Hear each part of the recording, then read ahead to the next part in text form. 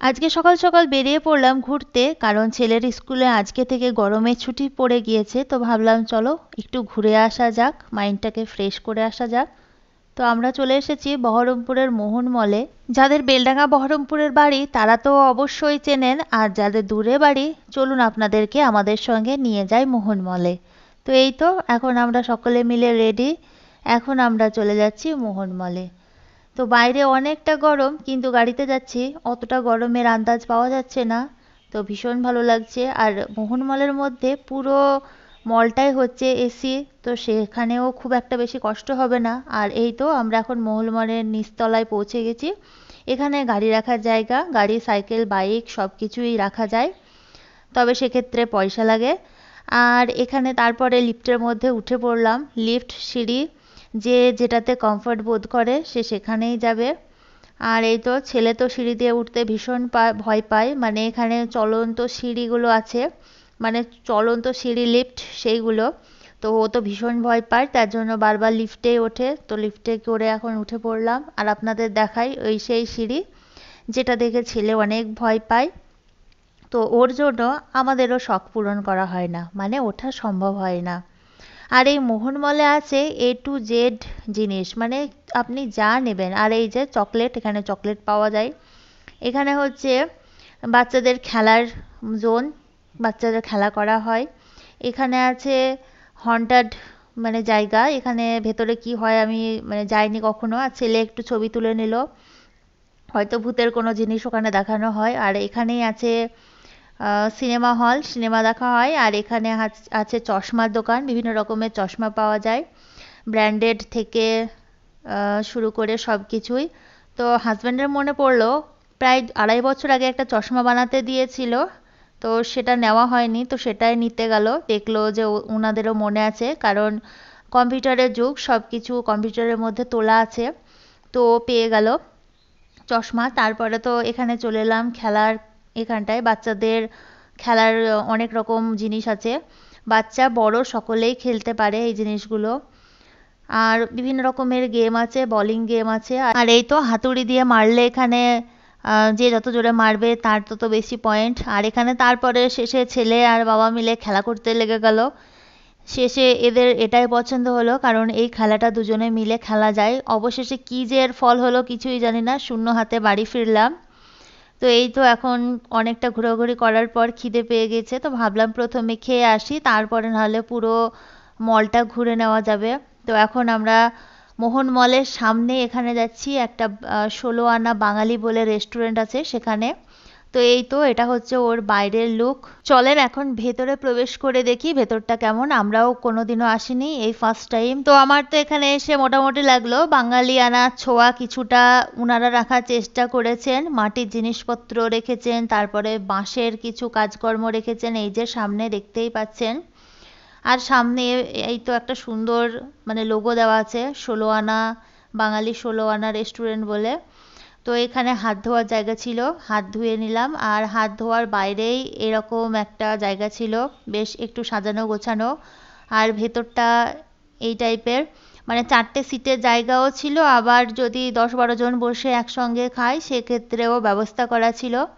Fan ছিল, AC ছিল, সব কিছুই ছিল, বেশ পরিষ্কার পরিচ্ছন্ন ছিল। প্রথমে ফ্রিজে ঠান্ডা ঠান্ডা জল নিয়ে নিলাম, এরপরে তো খাবার অর্ডার করা হলো।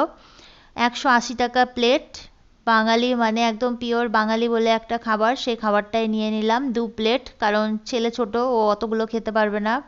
এই তো আছে শাক, ঝুরঝুরে আলু ভাজা, ডাল, এখানে আছে আলু পোস্ত, এখানে আছে পটল চিংড়ি। তো আমি তো ভেবেছিলাম প্রথমে এই খাবারগুলোই শেষ, এখানে সার্ভ করা হচ্ছে খাবার, আর আমরা খেতে আরম্ভ করলাম। তারপরে দেখছি এখানে আরও আইটেম চলে এলো, চাটনি, দই, মিষ্টি। তো তারপরেও ভাবলাম এবার শেষ, আর এখানে নিয়ে নিয়েছি মাংস, মাংসটা আলাদা করে 250 টাকা প্লেট, 4 পিস ছিল। আর এখানে তারপরে আবার পাঁপড় ভাজাও চলে এলো। তো খেয়ে দিয়ে এখন চলে যাব আবার মলে। আর এই তো হচ্ছে মলটা। তো মলের মধ্যে চলে এলাম, আর মলে এসে মনে হয় কোনটা ছেড়ে কোনটা নেব। আর হাজব্যান্ড তো সবজি খেতে ভালোবাসে, তার জন্য সব সময় সবজির দিকেই চলে যায়, বলে দেখো দেখো সবজিগুলো কত ফ্রেশ কত সুন্দর। আমি তো বলি আমাদের ওখানেই এর থেকে অনেক কম দাম, সেই ভেবেই আর নিই না। এখানে এসে প্রয়োজনীয় জিনিসগুলো বেছে বেছে নিই, কারণ বেশিরভাগ জিনিস অনলাইনে কিনে নেওয়া হয়, বাদবাকি যেগুলো কেনার দরকার থাকে সেগুলোই নেওয়ার চেষ্টা করি।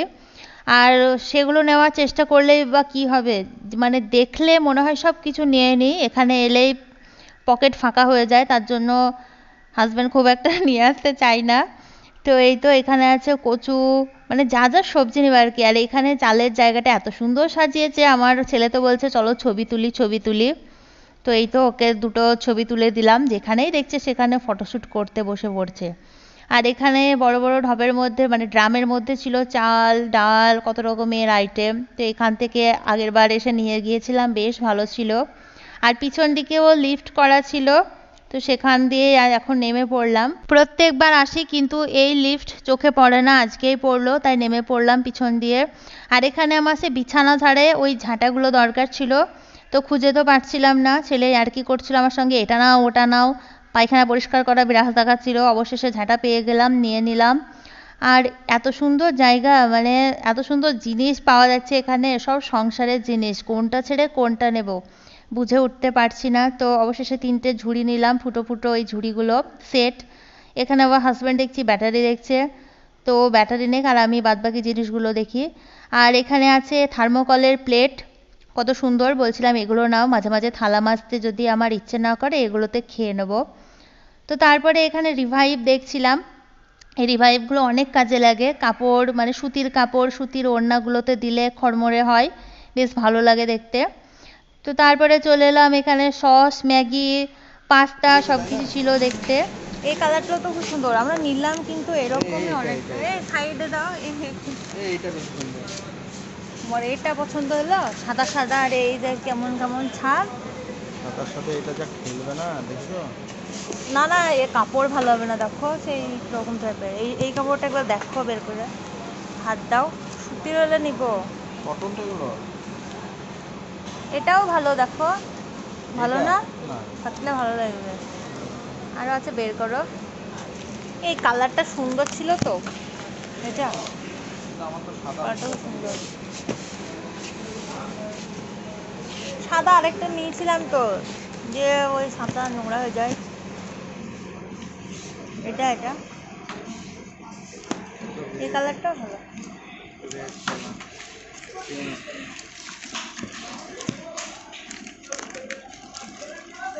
অবশেষে আমার পছন্দের চাদরটাই পছন্দ করা হলো, এটাই নিয়ে নিলাম। নিভিয়া একটা সেন্ট নিব, এই রোলার, ভালো তো, খুব সুন্দর সেন্ট, মিষ্টি গন্ধ, রোল অন, মামা মাখে, হ্যাঁ কত লেখা নেই পিছনে, পিছন দেখো, 240, এইটুকু,